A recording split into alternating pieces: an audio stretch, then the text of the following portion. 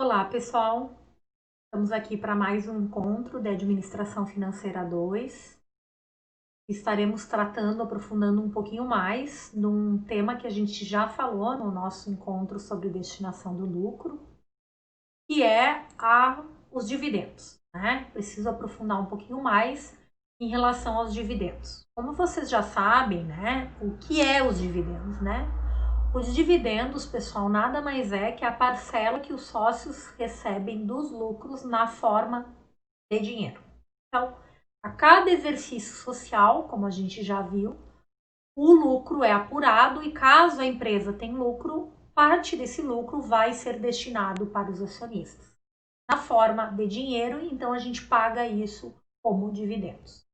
Nós também já aprendemos que os dividendos, no Brasil, ele tem uma regra legal que existe um dividendo mínimo. A gente não pode pagar menos que o mínimo, né? Que é 25%.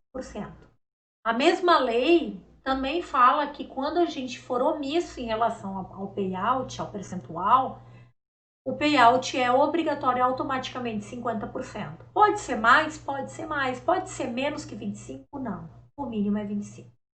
E aí vem um conceito das teorias, o que seria uma política ótima de dividendos. Gente, uma política ótima de dividendos, a gente diz que é aquela que equilibra entre o quanto destinar de dividendos e o quanto reter para que a empresa cresça. É aquilo que eu já falei para vocês, que existe um dilema. Tem acionistas que, especialmente aquele acionista que compra ações PN, ele está muito interessado na distribuição de dividendos. Por quê? Porque as ações PN, ou preferenciais, têm preferência na distribuição.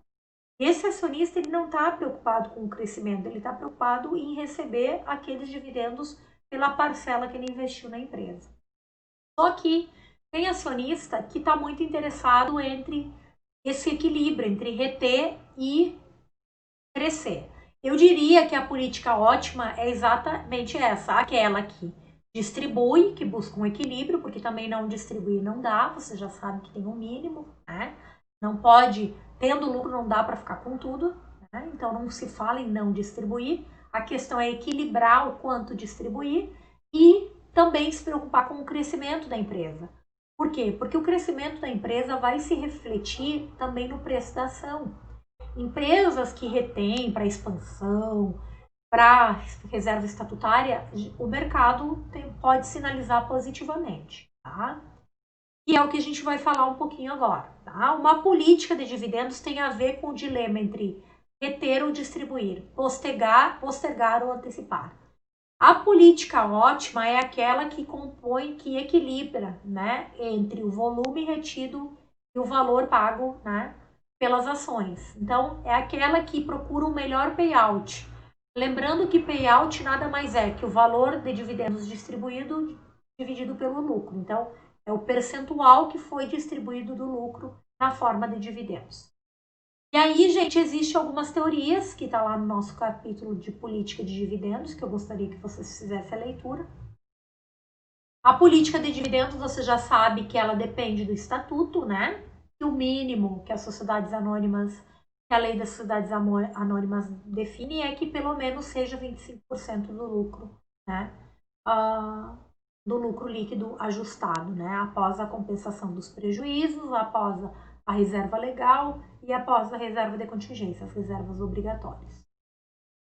Bom, mas tem empresas, gente, que às vezes oferecem, em vez de distribuir dividendos, tem empresas que trabalham com a recompra de ações. Tá? O que é a recompra de ações? A recompra de ações, gente, nada mais é que em vez de pagar dividendos, ela oferece para o acionista reinvestir. Então, em vez de pagar o valor em dinheiro, ela oferece a recompra da ação, ou seja, não distribuir aquele dinheiro e dar mais capital social. Quando que isso é interessante, pessoal? Quando o acionista, né, consegue visualizar que a empresa no futuro vai melhorar, vai crescer e no futuro vai pagar mais dividendo. Obviamente, a recompra é sempre com um preço menor, né, para o acionista, para que valha, para que seja atrativo. Só para dar um exemplo de recompra, que é o que a gente chama de bonificação, que é o pagamento, então a bonificação Nada mais é que, em vez de pagar em dinheiro, paga na forma de ações. Aqui eu faço um exemplo, imagine que o capital social aqui de uma empresa é 500 ações a R$10, então tem 5 milhões, e que a empresa tem 3 milhões de reserva e que ela teve 2 milhões em lucros e que o PL dela é 10 milhões. E que ela oferece para o acionista 40% da bonificação. Então, 40% da bonificação nada mais é que 7 milhões, o capital social vai aumentar em 7 milhões, né? E que cada ação eu vou passar a pagar, o valor da ação vai aumentar em R$4, né? Então a ação vai valer mais para o acionista, né? Para que valorize isso para ele sem que ele desembolse esse valor. Né? Então é bem interessante a gente notar que o capital vai, em vez de distribuir esses 2 milhões em dinheiro, eu vou aumentar o valor da ação para a ação vai valer 4%. Quando que o acionista vai, e é uma decisão dele, aceitar a bonificação ou aceitar a ação, né? Perdão, aceitar ação ou aceitar dinheiro, né? É uma decisão dele. Obviamente, ele vai optar se ele visualizar que a empresa no futuro vai pagar mais dividendo e que a ação no futuro vai valorizar. Basicamente, então, a gente fala que o dividendo ele pode ser pago de duas maneiras, em dinheiro, né? Sempre ali, peço desculpa para vocês, era prazo de 90 dias, mas já foi atualizado pela legislação, até 120 dias, então, pouco tempo atrás era 90, no máximo 120 dias, nós já aprendemos, isso no conteúdo anterior. E aí tem algumas teorias que vão discutir se a política de dividendos é relevante ou não relevante. Como vocês já conhecem, Modigliani e Miller, para Modigliani e Miller, a política de dividendos ela é irrelevante, né? Assim como estrutura de capital, ela defende que distribuir ou não dividendos não influencia no preço de uma ação. Tá? Essa teoria é uma das teorias, eles testaram, viram em alguns mercados que definiram como é que eles veem essa teoria após o anúncio, eles querem ver se o preço da ação subiu ou caiu. Em alguns mercados isso não afetou e aí eles disseram, isso não é relevante.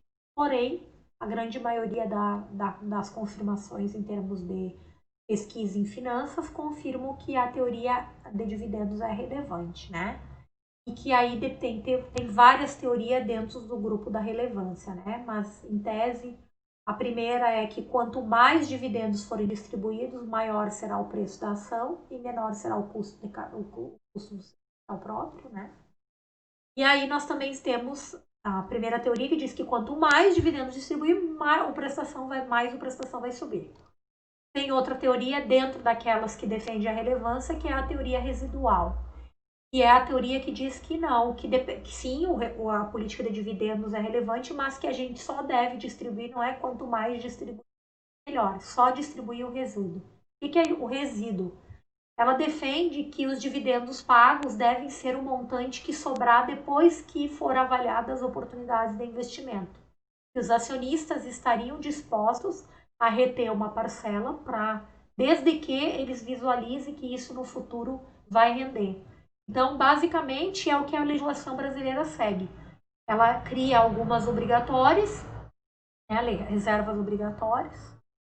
Os acionistas aceitariam capitalizar, o que é capitalizar? Para reinvestir na empresa, desde que no futuro eles almejassem maiores lucros. Então, essa política, por essa teoria, ela defende que a gente distribua apenas o resíduo. Primeiro avalie as alternativas de investimento e depois destine o resíduo.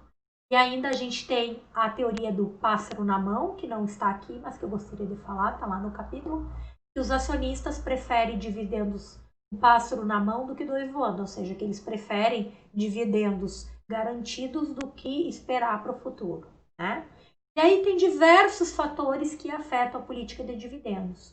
A liquidez e a rentabilidade da empresa é uma variável, né? Porque uma empresa que não tem lucro, por exemplo, que não é rentável, vai ter problemas, obviamente, em relação à política.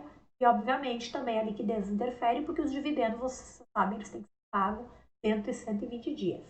A perspectiva de crescimento também é uma variável. Se você conseguir provar para investidores que a empresa está crescendo, o investidor aceita receber menos ou até não receber, a gente não fala no Brasil, porque não consegue não pagar, né? Mas consegue adiar, né? As considerações do proprietário, o tipo de quem é esse investidor.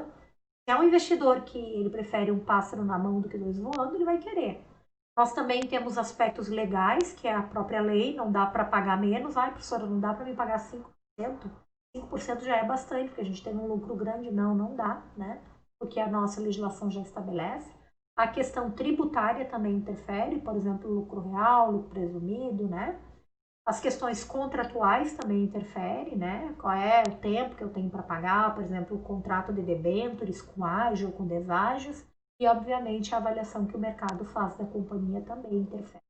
Então são aspectos que, quando a gente está falando de política ótima ou não, são aspectos que interferem.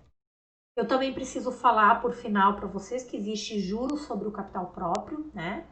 Só que não é uma prática muito praticada no Brasil. O que é? Em vez de pagar dividendos, a gente paga juros sobre o capital próprio. Também é uma forma de distribuir dividendos, distribuir lucros, só que na forma de juros. Esse juro é baseado na TJLP, né? Só que nós temos um problema, e por isso que ele não é praticado. Para o acionista, ele tributa 15% do imposto de renda. Dividendos no Brasil não são tributados porque a companhia já tributou. Então, dividendos preteridos, vamos dizer assim, é preterido no Brasil, porque o acionista, ao receber dividendos, ele não paga imposto de renda, porque a empresa já pagou. Então, juros sobre o capital próprio, a gente vai pagar imposto de renda se a gente optar como acionista. Então, as empresas no Brasil, elas não praticam essa política. A vantagem para a empresa é que essa despesa seria dedutível, a empresa poderia abater impostos se pagasse esses juros. Ele é calculado de maneira diferente, né? Não é calculado da mesma maneira, é uma taxa de juro baseada na TJLP, a taxa de juros de longo prazo, aplicada sobre o PL. Então é uma política diferente. Eu não vou demonstrar o cálculo porque não é uma prática usada no Brasil, mas eu gostaria de dizer para vocês que existe. É uma opção das empresas, elas acabam não optando porque não vale a pena para o investidor, que não quer pagar 15% de imposto de renda, mas ela é uma prática muito usada em outros países, tá? Em vez de pagar dividendos, paga na forma de juros o retorno, né? Pelo capital investido, como o nome já está dizendo. Então, o nosso foco foi em dividendos, porque no Brasil a prática é pagar dividendos. Tá, pessoal? Basicamente, o que eu queria falar para vocês é um pouco mais só retomar um pouquinho da teoria e trazer essa discussão que existe teorias que discutem se é ou não relevante. A grande maioria dos mercados destaca o que é relevante, e aí tem uma discussão entre pagar tudo, pagar o resíduo, né? E aí também depende daqueles aspectos que eu trouxe para vocês, que é aquelas variáveis que vão interferir, né? Sempre a política ótima é aquela que equilibra entre pagar, entre reter, né? E crie valor para a empresa, ou seja, que gere, que o preço da ação suba, né? Que o investidor veja que a empresa não está apenas distribuindo por distribuir. A empresa está distribuindo e está pensando também no crescimento que ela pode gerar no futuro. Basicamente seria isso. Agora eu vou pedir para vocês lerem o capítulo, né, dessa parte teórica de política de dividendos, e a gente vai fazer alguns exercícios. Até a próxima, até o nosso próximo encontro. Muito obrigada.